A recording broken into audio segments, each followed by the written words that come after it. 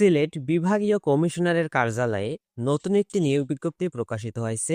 আসসালামু আলাইকুম চাকরি প্রত্যাশী বন্ধুরা, বিভাগীয় কমিশনারের কার্যালয়ে নতুন একটি সরকারি চাকরি নিয়োগ বিজ্ঞপ্তি প্রকাশিত হয়েছে। এই নিয়োগ বিজ্ঞপ্তিটি 22 ফেব্রুয়ারি 2026 খ্রিস্টাব্দ তারিখে প্রকাশিত হয়। এই নিয়োগে বেশ কয়েকটি পদ রয়েছে, যেখানে আপনার যদি শিক্ষাগত যোগ্যতা যদি অষ্টম, এসএসসি, এইচএসসি এবং স্নাতক বা সমমানের ডিগ্রি হয়ে থাকে, তাহলে আপনি এই নিয়োগে আবেদন করতে পারবেন।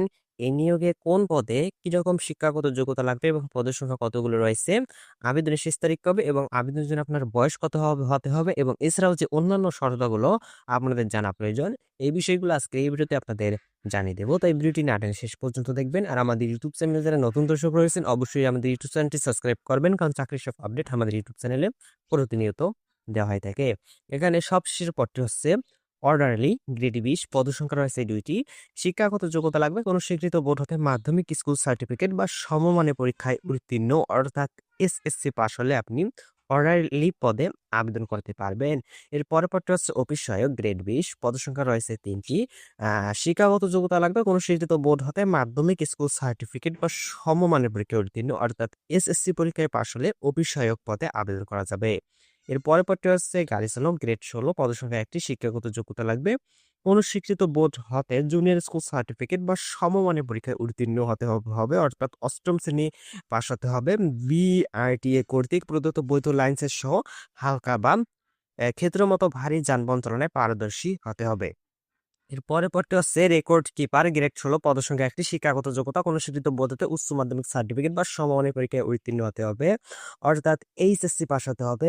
ওয়ার্ড প্রসেসিং, স্প্রেডশিট, প্রেজেন্টেশন এবং বেসিক কম্পিউটার ট্রাবল শুটিং এ দক্ষতা থাকতে হবে এবং কম্পিউটার টাইপে সর্বনিম্ন গতি মিনিটে বাংলায় 20টি ও ইংরেজিতে 20টি শব্দ থাকতে হবে। এর পরের পদটি হচ্ছে অফিস সহকারী কাম কম্পিউটার মুদ্রাক্ষরিক, গ্রেড 16, পদের সংখ্যা রয়েছে 11টি। শিক্ষাগত যোগ্যতা লাগবে কোনো স্বীকৃত বোর্ড হতে উচ্চ মাধ্যমিক সার্টিফিকেট, অর্থাৎ এইচএসসি পাস হতে হবে। ওয়ার্ড প্রসেসিং, স্প্রেডশিট, প্রেজেন্টেশন এবং বেসিক কম্পিউটার ট্রাবল শুটিং এর দক্ষতা থাকতে হবে এবং কম্পিউটার টাইপের সর্বনিম্ন গতি মিনিটে বাংলায় 20টি ও ইংরেজিতে 20টি শব্দ থাকতে হবে। এর পরের পদটি হচ্ছে হিসাব রক্ষক, গ্রেড 14, পদের সংখ্যা 2টি। শিক্ষাগত যোগ্যতা লাগবে কোন স্বীকৃত বিশ্ববিদ্যালয় হতে বাণিজ্য বিভাগে স্নাতক বা সমমানের ডিগ্রি থাকতে হবে। ওয়ার্ড প্রসেসিং, স্প্রেডশিট, প্রেজেন্টেশন এবং বেসিক কম্পিউটার ট্রাবল শুটিং এ দক্ষতা থাকতে হবে। কম্পিউটার টাইপের সর্বনিম্ন গতি মিনিটে বাংলায় 20টি ও ইংরেজিতে 20টি শব্দ থাকতে হবে। এই নিয়োগে বেশ কয়েকটি শর্তাবলী রয়েছে, যেগুলো আপনাদের জানা প্রয়োজন। তার মধ্যে অন্যতম হচ্ছে আবেদনকারীর বয়স সীমা 1 মার্চ 2026 তারিখে, আমি আবারও বলছি 1 মার্চ 2026 তারিখে 18 থেকে 32 বছরের মধ্যে হতে হবে। বয়সের ক্ষেত্রে কোনো অ্যাফিডেভিট গ্রহণযোগ্য নয়। আবেদনকারীকে বাংলাদেশের স্থায়ী নাগরিক এবং সিলেট বিভাগের স্থায়ী বাসিন্দা হতে হবে। যারা এই নিয়োগে আবেদন করবেন তাদেরকে অবশ্যই বাংলাদেশের স্থায়ী নাগরিক হতে হবে এবং সিলেট বিভাগের স্থায়ী বাসিন্দা হতে হবে। এই নিয়োগে শুধুমাত্র সিলেট বিভাগের স্থায়ী বাসিন্দারাই আবেদন করতে পারবে। সকল পদের নিয়োগ পরীক্ষা একই তারিখে একই সময়ে অনুষ্ঠিত হবে বিধায় একজন আবেদনকারী কেবলমাত্র একটি পদের জন্য আবেদন করার সুযোগ পাবেন। যেহেতু এখানে বেশ কয়েকটি পদ রয়েছে, সেজন্য এখানে একজন প্রার্থী শুধু একটি পদে আবেদন করতে পারবে। সরকারি, আধা সরকারি ও স্বায়ত্তশাসিত প্রতিষ্ঠানে কর্মরত প্রার্থীকে অবশ্যই যথাযথ কর্তৃপক্ষের অনাপত্তিপত্র সহ আবেদন করতে হবে। এই নিয়োগ বিজ্ঞপ্তিতে বর্ণিত পদ পূরণে বিভাগীয় কমিশনার অফিসের কর্মচারী নিয়োগ বিধিমালা 2020 সংশোধিত 2024 অনুসারে নিয়োগ কার্যক্রম পরিচালনা ও সম্পন্ন করা হবে। নিয়োগের ক্ষেত্রে সরকারের প্রচলিত বিধিবিধান এবং পরবর্তীতে এ সংক্রান্ত বিধিবিধানে কোনো সংশোধন হলে তা অনুসরণ করা হবে। আবেদনকারীকে তার সর্বশেষ অর্জিত শিক্ষাগত যোগ্যতা আবেদন উল্লেখ করতে হবে। অসত্য তথ্য প্রদান করলে আবেদন আবেদন বাতিল সহ পরবর্তীতে নিয়োগ বাতিল হতে পারে। প্রিয় দর্শক, আপনারা এই নিয়োগে যারা আবেদন করবেন তাদের জন্য এই বিষয়টি জানা প্রয়োজন।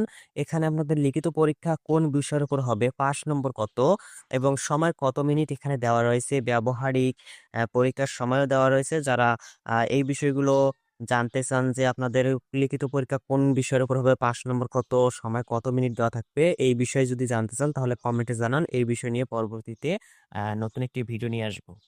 পরীক্ষায় অংশগ্রহণে ইচ্ছুক ব্যক্তি divsl.teletalk.com.bd এই ওয়েবসাইটের মাধ্যমে আবেদনপত্র পূরণ করতে পারবেন। এই নিয়োগে অনলাইনের মাধ্যমে আবেদন করতে হবে এবং অনলাইনে আবেদন শুরু হবে 1 মার্চ 2026 তারিখ রবিবার সকাল 10টা এবং অনলাইনে আবেদন শেষ হবে 31 মার্চ 2026 তারিখ মঙ্গলবার বিকাল 5টা। উক্ত সময়সীমার মধ্যে ইউজার আইডি প্রাপ্ত প্রার্থীগণ অনলাইনে আবেদনপত্র সাবমিট করার সময় থেকে পরবর্তী 72 ঘন্টার মধ্যে টেলিটক প্রিপেইড মোবাইল এসএমএস এর মাধ্যমে পরীক্ষার ফি জমা দিতে পারবেন।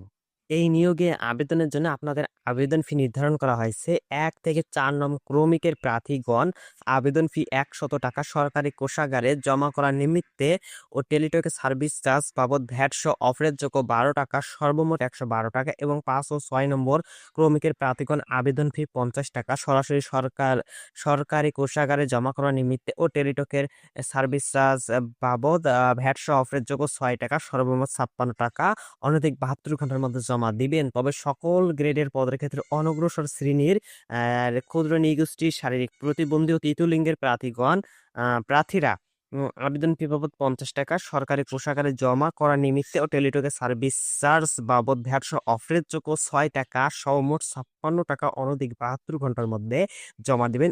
বিশেষভাবে উল্লেখ্য অনলাইনে আবেদনপত্রের সকল অংশ পূরণ করে সাবমিট করা হলেও পরীক্ষার ফি জমা না দেওয়া পর্যন্ত অনলাইন আবেদনপত্র কোনো অবস্থাতেই গ্রহীত হবে না। প্রিয় দর্শক, যারা এই নিয়োগ বিজ্ঞপ্তিতে আবেদন করবেন তারা অবশ্যই আবেদন করার 72 ঘন্টার মধ্যে পরীক্ষার ফি জমা দেবেন। আপনি যদি এই পরীক্ষার ফি জমা না দেন তাহলে আপনার আবেদন বাতিল হয়ে যাবে। অবশ্যই আপনারা পরীক্ষার ফি জমা দেবেন। আজকের ভিডিও এই পর্যন্তই। ভিডিওটি যদি আপনার উপকারে এসে থাকে তাহলে অবশ্যই ভিডিওটিতে একটি লাইক দিবেন এবং বন্ধুদের সাথে শেয়ার করুন। আর আমাদের ইউটিউব চ্যানেল এখন পর্যন্ত যারা সাবস্ক্রাইব করেনি অবশ্যই সাবস্ক্রাইব করবেন। দেখা হবে আরেকটি নতুন ভিডিওতে। ততক্ষণ পর্যন্ত সকলে ভালো থাকবেন, সুস্থ থাকবেন। আসসালামু আলাইকুম।